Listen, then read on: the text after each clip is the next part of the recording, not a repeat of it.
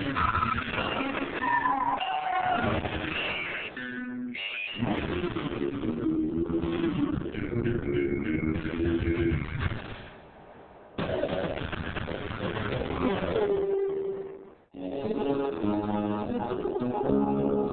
Kwid struck a chord with the Indian consumer, standing out from the crowd by being different. Still, it didn't get complacent. It soon came with a 1-liter version, and now that 1 liter gets an AMT, the affordable auto gearbox. It's the same car on the outside with the exception of the EZR badge. So what we really have to find out, and on the go and putting it to its paces in city traffic, which is where you would drive a small car with an AMT, is this easier to drive? Now the big difference is really this knob here, which is on the lower half of the dash, and sitting up there, it's opened up more room for storage. You have this cup holder here, which is actually good enough to even put your glasses or your phones in. You do have cup holders at the back as well. The knob itself has 3 simple modes: drive, neutral, and reverse. And that's about it. There is no manual mode. So select the knob to D, and a gentle dab on the throttle gets you going.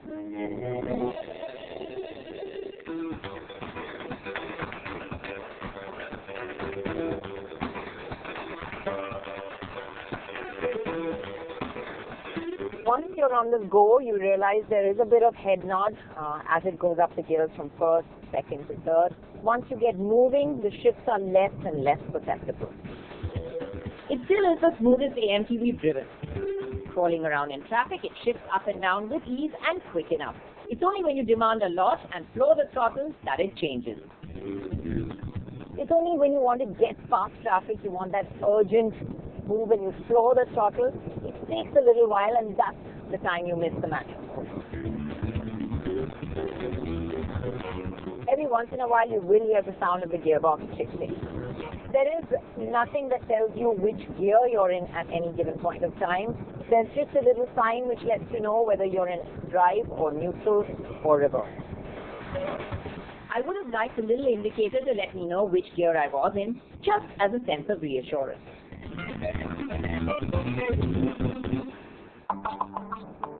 Stop at a traffic light and you realize that there is no need to keep your foot on the brake because there is no creep mode, so it doesn't edge forward on its own.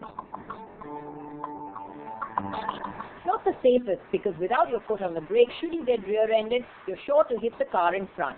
Even on an incline, people would expect that the car would creep forward to edge ahead when you lift off the brake. But honestly, I really didn't miss the function because the system works so well that you don't have to input too much onto the throttle to get going, even on an incline. Now one would think the place you'd miss a manual the most would be when you go uphill and you have to stop and start. So that's exactly what I'm going to simulate now. I'm going to try going up a hill and stopping and starting to see, how this works. Okay, so I'm going to pull up at a point where it's really steep. Stop, come to a full halt, release the brake. Actually, it's quite impressive. I don't even need to floor the throttle. And, there's no sudden surges like I've seen in other AMT boxes. This releases like a normal clutch would, progressively, and you just climb up. Just a slight rollback. But I must say it's impressive. Whilst the gearbox does have the idiosyncrasies of an AMT, like head nod and the sound of the gearbox shifting, on the whole, it impressed us, working better than most. Now, why this AMT works so well is because there is a single ECU in the system, or the electronic brain, which controls both the engine and the gearbox, unlike other systems where there are two ECUs communicating with one another.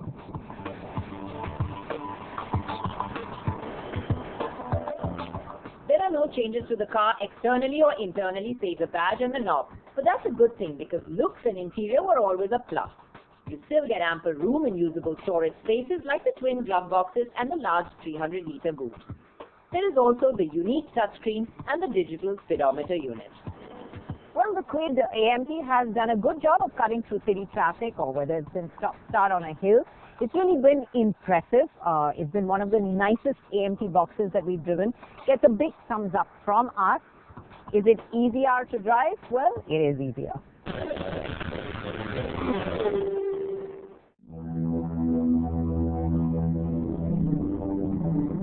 There's a new king in town, and it's the new Fortuner, which is all set to rule the SUV segment and slip in where the last Fortuner left off. The Fortuner has been the de facto choice for premium SUV buyers, and for Toyota, that makes it pretty tough to take this to the next level. The challenge for Toyota is to retain the Fortuner's air of indestructibility and robustness, and at the same time make it sleeker, more modern, and up-to-date.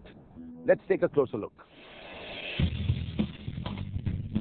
What Toyota has done quite nicely is retain the Fortuner's DNA in a pretty modern avatar. It's not a square-jawed or straight-lined as before. In fact, the new Fortuner has a lot many more flowing lines. Take a look at these lights. These lights really very, very sleek. Lots of chrome around the fog light housings. And even if you look at the shoulder line, it's got a certain sleekness and a swoopiness to the roof, which really makes it pretty up to date. The Fortuner has a new cabin and an all-new dashboard, and what's really good is that the dashboard isn't carried over from the Innova Krista.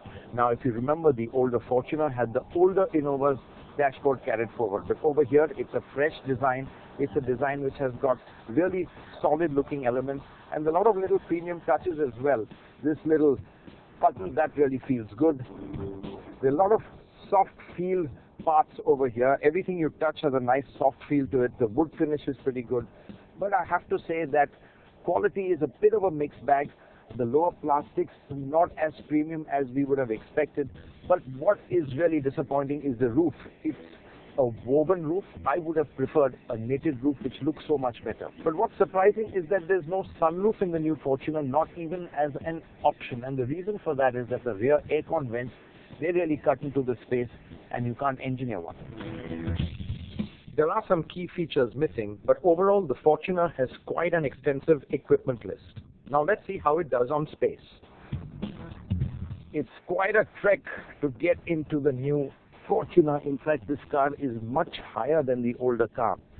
So for elderly people, getting in might be a problem. But what's interesting is that there's a nice little recess over here, which is useful especially for children to get a bit of a grip to haul themselves in. Now this back seat is almost spot on. Everything seems just about right. The backrest angle, which you can easily adjust, that helps towards comfort. Under thigh support really good. You don't sit in a very knees high position, which is pretty good because normally body on frame cars, they shove the floor up, which really pushes your legs up as well. There's pretty good legroom as well. A low window line, so looking out really looks good. So really it feels quite airy despite being quite a dark cabin. And there's a nice little recess to put my phone, but I do have a grouse. There's no USB port. In fact, the Fortuner just has one USB port for 7 passengers. In today's connected world, that's just not enough. Top marks to the middle row where many owners will spend most of the time. Well, let's check out the third row, which is for their kids.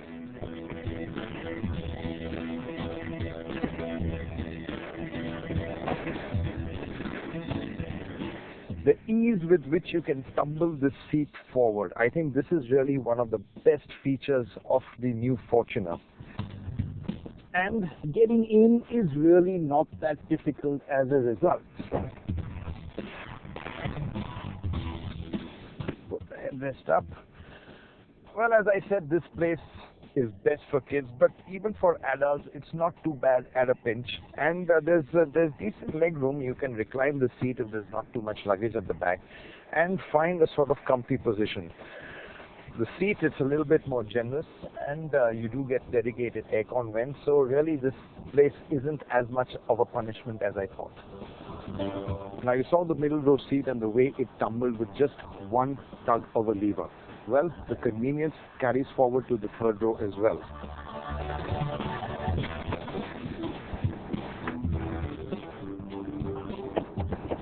It's pretty easy to even fold the rear seats, just a pull of a lever, and this goes back where you can store luggage quite neatly.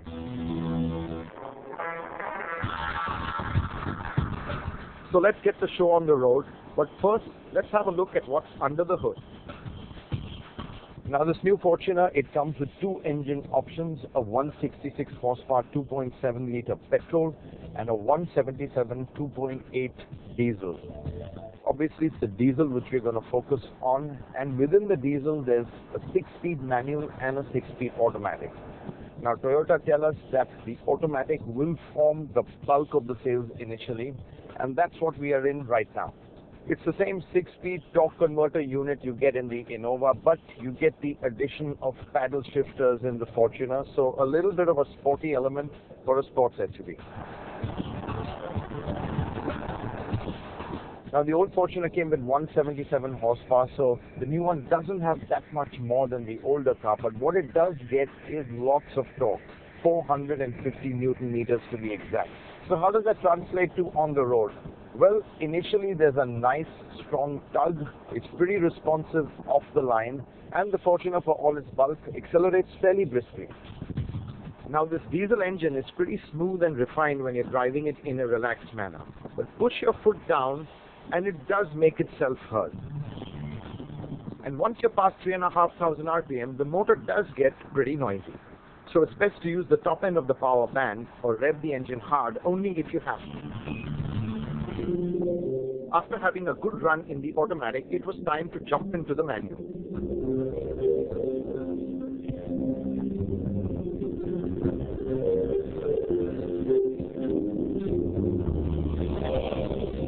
After the 6-speed auto, which did sap a bit of juice from the engine, the manual is just incredibly responsive. There's absolutely no turbo lag.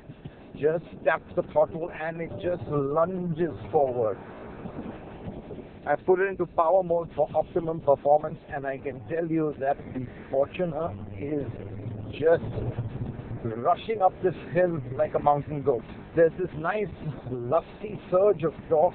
There's a pretty strong mid-range, and I really don't need to downshift. I'm going up this hill in third gear, and Fortuner just keeps pulling and pulling. For someone who enjoys driving, the 6-speed manual transmission Fortuner is the one to go for. The gear shift isn't feather light, but it's smooth enough, and above all, it's pretty accurate, so slotting in the gears is really quite easy. You can use the Fortuner in 3 modes: power, normal, and eco. Whilst power is good for an energetic drive, you can slip into a leisurely pace with normal mode, or tighten your wallet with eco mode. Switching to normal mode, which is the default setting, does take a little edge of performance away, but it's still good enough. It's only when you switch to eco mode that you do find a significant drop in performance. But this mode is the one to use if you want to stretch that liter of diesel. But let's move back from saving bucks to the pleasure of driving. So whilst the automatic is the obvious choice if you want convenience and you're going to be driving a bit in the city, my pick really is the manual, purely because of how responsive the engine feels. And to further make driving the manual Fortuner that much more fun is this other mode called IMT. Now what IMT does, it really matches the revs when you shift down. So it's a bit like automatic heel and towing. So when you downshift, the throttle gives a little blip to match the revs. So it makes you feel like a rally driver, and the gear shifts are smoother too. After a quick spin in the manual, it was back to going clutchless with the automatic.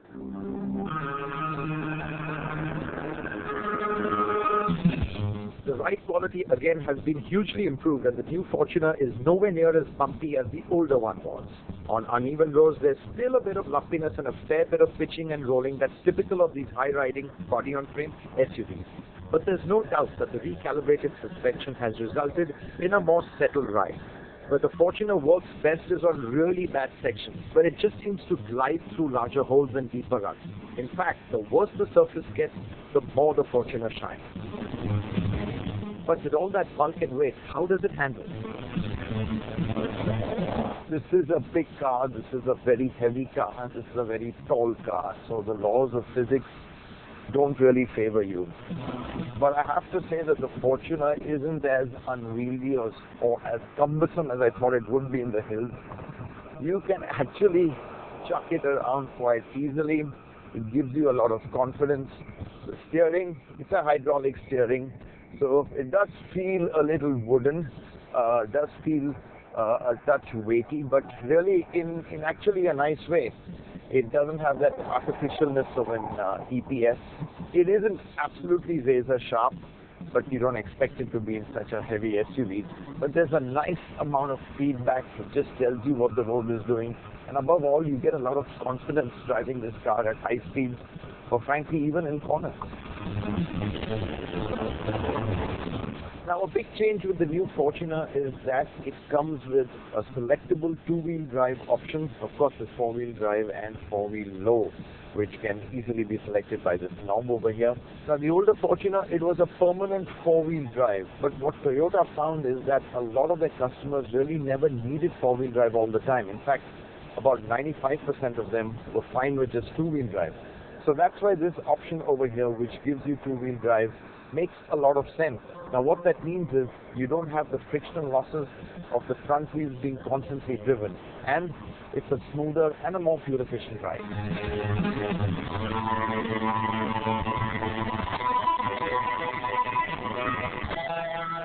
So here it is, the new Fortuner, which is a vast improvement over the older car.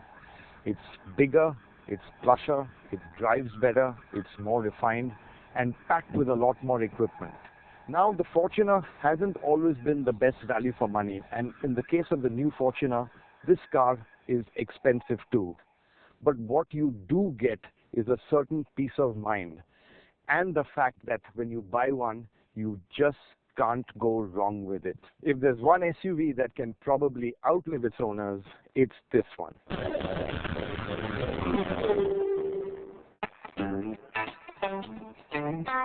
While in 2016, a lot of manufacturers have gone the way of the luxury off-roader with their SUVs, Mitsubishi has stayed true to its off-road credentials and given us the Montero, which is rugged-looking and is very, very capable. And while it was discontinued in 2012 because of low sales, it has been reintroduced into India as an updated version which will be brought in via a CBU route. As far as looks are concerned, the Montero still has those classic SUV rugged lines that have been toned down from the boxy Pajeros that it descends from. The good thing here is that it still looks imposing without trying too hard. It still has the horizontal chrome-lined front grille, and the interesting part here is that it contains these small directed vents that channel air to cool all the engine pistons equally.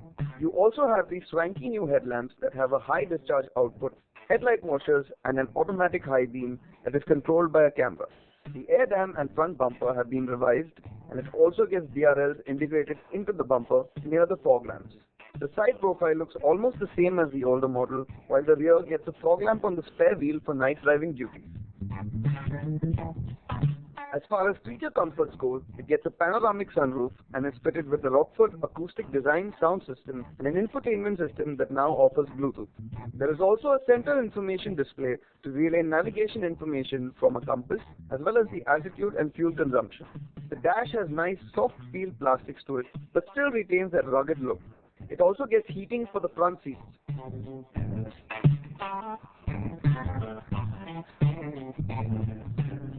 So as you can see, it's quite easy to slip into the cabin of the Montero. It's quite spacious as well. And because of the high rake roofline, you've got enough headroom for taller passengers. And even though the seat feels a little flat, it's comfortable nonetheless. In the second row of seats, there's a lot of space here as well. There's a lot of legroom, there's a lot of headroom, and the rear seats also recline. The only thing is that this central armrest could be a little uncomfortable for the center passenger. Now let's check out the third row of seats.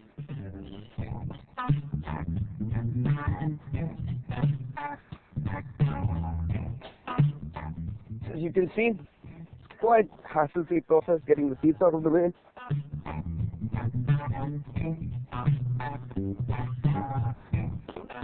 As you can also see, it's a pretty tight space right here. You could probably only fit 2 children or really small adults. And then there's the boot. Yes, it hasn't changed from the older model, but here's where the Montero's utilitarian nature really shows. The third row of seats folds neatly into the floor for over 1,000 liters of boot space, while the second row of seats folds to add approximately another 700 liters. Under the hood, the Montero comes with the same 3.2-liter direct injection diesel engine that has been tweaked for more refined performance and smoother torque delivery. It gets a 5-speed automatic gearbox, and true to its off-road credentials, gets 4 driveline modes. All modes can be changed on the go up to 90 km/h, except for the 4 LLC mode. Although operating this lever can be a bit daunting and may take a few tries till you get it right.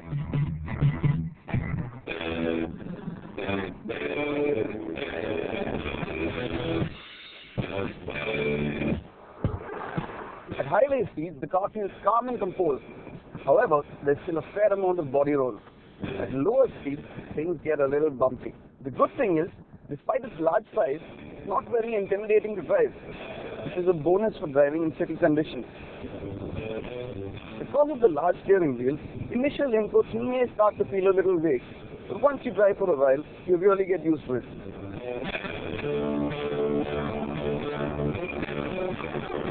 The double wishbone suspension setup at the front and a multi-link setup at the rear soak up bumps pretty well.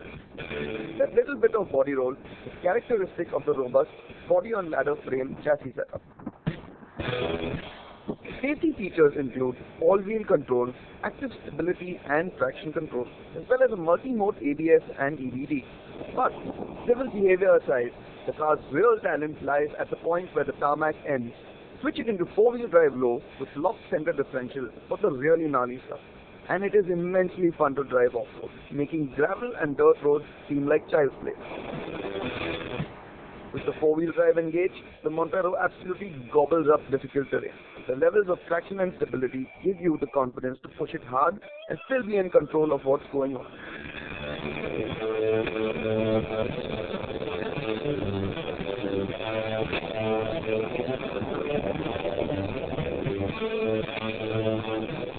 Because of the fact that it comes in as a CBU, the Montero gets the exorbitant price tag of Rs 71.06 lakhs ex-showroom Mumbai.